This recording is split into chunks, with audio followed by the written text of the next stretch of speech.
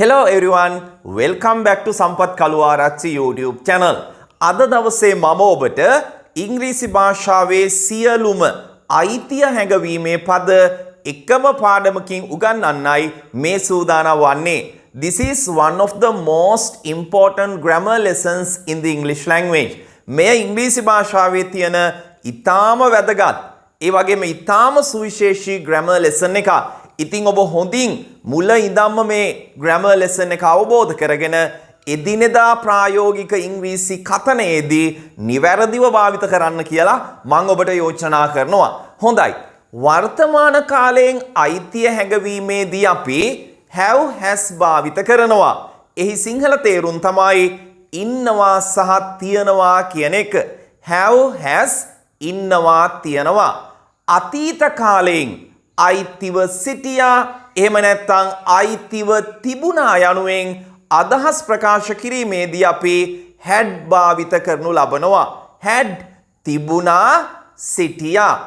අනාගත කාලයෙන් අයිතිව තියේවි එහෙම නැත්නම් අයිතිව ඉඳීවි යනුවෙන් අනුමානයෙන් අදහස් ප්‍රකාශ කිරීමේදී අපි will have භාවිත කරනවා. will have ඉඳීවි තියේවි. වර්තමාන අතීත අනාගත කාලයෙන් වගේම අයිතිය ප්‍රකාශ කිරීමේදී අපි මෙන්න මේ පදත් භාවිත කරනවා. ඉන්න පුළුවන්, තියෙන්න පුළුවන් යනුවෙන් අදහස් ප්‍රකාශ කරනකොට අපි can have භාවිත කරනවා. can have ඉන්න පුළුවන්, තියෙන්න පුළුවන්. ඒ වගේම තිබිය යුතුයි. එහෙම නැත්නම් සිටිය යුතුයි යනුවෙන් අදහස් ප්‍රකාශ කිරීමේදී අපි should have භාවිත කරනවා. ඔබ හොඳින් මතක තියාගන්න should have සිටිය යුතුයි එහෙම නැත්නම් තිබිය යුතුයි කියන අදහස. ඒ වගේම අපි තියනවා ඇති, ඉන්නවා ඇති යනුවෙනුත් අදහස් ප්‍රකාශ කරනවානේ. අන්න ඒ අවස්ථාවේදී අපි භාවිත කරන්නේ මේ have කියන පදය. ඔබ හොඳින් මතක තියාගන්න අයිතිය හැඟවීමේදී අපේ ප්‍රායෝගික කතනයේදී මෙන්න මේ පද ටික තමයි බහුලව භාවිත කරනු ලබන්නේ. ඔබට තිරේ දිස් වෙනවා මම උගන්වන ගමන්ම ඔබට තිරේ දිස් වෙනවා මෙන්න මේ පද ටික ඒ වගේම සිංහල තේරුම් ටික. හොඳයි අපි මෙන්න මෙහෙම වැඩක් කරමු. උදාහරණ වාක්‍ය කිහිපයක් අරගෙන මෙන්න මේ සියලුම අයිතිය හඟවන පදවලට එම වාක්‍යයන් දාගෙන යමු. හොඳයි පළමු වාක්‍ය විදිහට මම මෙන්න මේ වාක්‍ය තෝරා ගන්නවා. ඊටාම සරල වාක්‍යයක්. ඔහුට කාර් එකක් තියනවා. ඔහුට කාර් එකක් තියනවා. තියනවා කියනකොට අපි have එහෙම නැත්නම් has භාවිත කරනවා. මෙතන he නිසා ඔහු නිසා අපි භාවිත කරන්නේ has කියන පදය. ඔහුට කාර් එකක් තියනවා. he has a car. ඔහුට කාර් එකක් තියනවා. he has a car. Car එකක් කියන්න තමයි නොයසේනම් අල් කයන්න ගන්න තමයි කියන ආටිකල් එක අපි එකතු කරලා තියෙන්නේ. he has a car. ඔහුට කාර් එකක් තියනවා. ඔහුට කාර් එකක් තිබුණා. කොහොමද අපි ඉංග්‍රීසියෙන් කියන්නේ? තිබුණා කියනකොට අපි ගන්නේ had. ඔහුට කාර් එකක් තිබුණා. අතීත කාල වාක්‍යයක්. he had a car. he had a car. ඔහුට කාර් එකක් තිබුණා. ඔහුට කාර් එකක් තියේවි. අනාගතයේ තියේවි කියලා වර්තමානයේ ඉඳන් අපි කියනවා. ඔහුට කාර් එකක් තියේවි. කොහොමද ඉංග්‍රීසියෙන් කියන්නේ? He will have a car. He will have a car. ඔබ හොඳින් මතක තියාගන්න he will has a car එහෙම නෙවෙයි. He will have a car. ඔහුට කාර් එකක් තියේවි. හොඳයි. ඊගාව පදේ තමයි can have.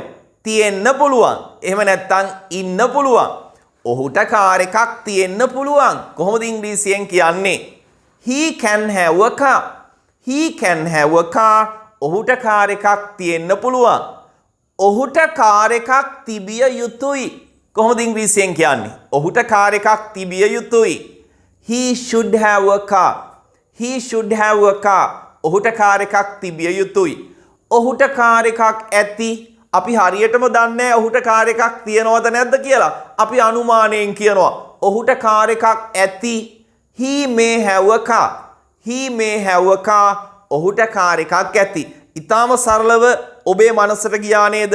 ඊටාම සරලව ඔබ පිළිවෙලට මතක තියාගන්න මේ ආකාරයට අපි අයිතිය හැඟවීමේ පද භාවිත කරනවා. තව අපි උදාහරණයක් ගමු මෙන්න මේක. ඔවුන්ට ලස්සන ගෙයක් තියෙනවා. කොහොමද ඉංග්‍රීසියෙන් කියන්නේ? They have a beautiful house. They have a beautiful house. ඔවුන්ට ලස්සන ගෙයක් තියෙනවා. ඔවුන්ට ලස්සන ගෙයක් තිබුණා. කොහොමද කියන්නේ? They had a beautiful house. They had a beautiful house. ඔවුන්ට ලස්සන ගෙයක් තිබුණා. අතීතයේ අයිතිව තිබුණා කියලා තමයි ඒ වාක්‍යයෙන් කියන්නේ. ඒ අදහසින් කියන්නේ.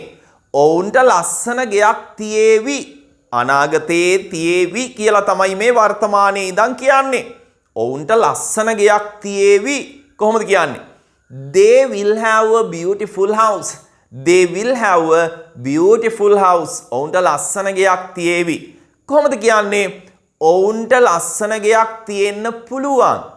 ඔවුන්ට ලස්සන ගෙයක් තියෙන්න පුළුවන්. ඔබ දන්නවා දැන් කියන ආකාරය. They can have a beautiful house. They can have a beautiful house. ඔවුන්ට ලස්සන ගෙයක් තියෙන්න පුළුවන්. ඔවුන්ට ලස්සන ගෙයක් තිබිය යුතුයි. කොහොමද ඉංග්‍රීසියෙන් කියන්නේ? They should have a beautiful house. They should have a beautiful house. ඔවුන්ට ලස්සන ගෙයක් තිබිය යුතුයි. අවසාන එක. ඔවුන්ට ලස්සන ගෙයක් ඇති. අපි හරියටම දන්නේ ඔවුන්ට ලස්සන ගෙයක් තියෙනවද නැද්ද කියලා. අපි අනුමානයෙන් කියනවා. ඔවුන්ට ලස්සන ගෙයක් ඇති. They may have a beautiful house. They may have a beautiful house. මම ඔබට මේ ගමම්ම යෝජනා කරනවා පහළ comment section එකට. ඔබත් එක වාක්‍යයක් අරගෙන have, has, had, will have, can have, should have, may have වලට ඒ වාක්‍ය දාගෙන යන්න කියලා. comment එකක් වශයෙන් පහළ දාගෙන යන්න. Then I can check your understanding. එතකොට මට පුළුවන් ඔබේ අවධානය නැත්නම් අවබෝධය තේරුම් ගන්න. හොඳයි. අපි තව එකම එක වාක්‍යයක් අරගෙන මේ පාඩම අවසන් කරමු. කොහොමද කියන්නේ? මට හොඳ ඉංග්‍රීසි දැනුමක් තියෙනවා. මට හොඳ ඉංග්‍රීසි දැනුමක් තියෙනවා. I have good knowledge of English. ඔබ හොඳින් මතක තියාගන්න මේ වැරද්ද කරන්න එපා. I have a good English knowledge යනුවෙන් ප්‍රකාශ කරන්න එපා. I have good knowledge of English. දාන්නේ මෙතනදී. හොඳින් මතක තියාගන්න දැනුම ගණන් කරන්න බැරි නිසා අපි කියන පදය භාවිත කරන්නේ නැහැ. I have good knowledge of English. මට හොඳ ඉංග්‍රීසි දැනුමක් තියෙනවා. මට හොඳ ඉංග්‍රීසි දැනුමක් තිබුණා. කොහොමද කියන්නේ? I had good knowledge of English. I had good knowledge of English. මට හොඳ ඉංග්‍රීසි දැනුමක් තියේවි. අනාගතයේ තියේවි කියලා වර්තමානයේ ඉඳන් කියනවා. I will have good knowledge of English. I will have good knowledge of English. ඊගාව එක. මට හොඳ ඉංග්‍රීසි දැනුමක් තියෙන්න පුළුවන්. I can have good knowledge of English. I can have good knowledge of English. ඊගාව එක. මට හොඳ ඉංග්‍රීසි දැනුමක් තිබිය යුතුයි. කොහොමද කියන්නේ? I should have good knowledge of English. I should have good knowledge of English. අවසාන එක. මට හොඳ ඉංග්‍රීසි දැනුමක් ඇති. ඒ කියන්නේ තමන්වත් දන්නේ නැතුවම තමන්ට හොඳ ඉංග්‍රීසි දැනුමක් තියෙනවද කියලා අපිට නිකන් කියන්න පුළුවන්. මට හොඳ ඉංග්‍රීසි දැනුමක් ඇති. I may have good knowledge of English. I may have good knowledge of English. හොඳයි. එහෙනම් මේ පාඩම හොඳින් අවබෝධ කරගන්න ඔබත් මෙවැනි වාක්‍ය හදලා හොඳට ප්‍රැක්ටිස් කරගන්න. පහළ comment section එකේ උදාහරණ වාක්‍ය ටිකක් දාන්න කියලා මම ඔබට යෝජනා කරනවා. හොඳයි එහෙනම් අපි අලුත් වීඩියෝ එකකින් හමු වෙමු. ගිහින් එන්නම්. Have a nice day. Bye.